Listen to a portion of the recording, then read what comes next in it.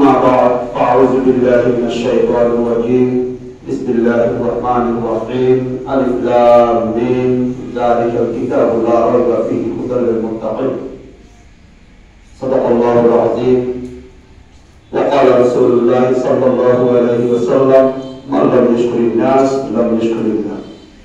أو كما قال عليه الصلاة والسلام প্রিয় উপজেলা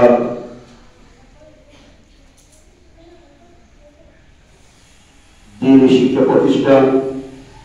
বয়ান ও কোরআন মাদ্রাসা আজকের এই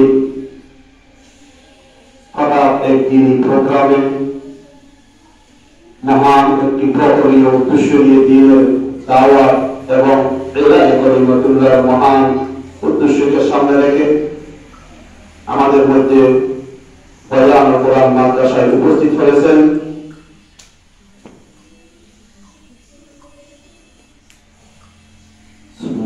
সৌদি আরব মক্কা ইসলামিক সেন্টারের সাবেক দায়ী ও অনুবাদক ফজিলাতুল শেখ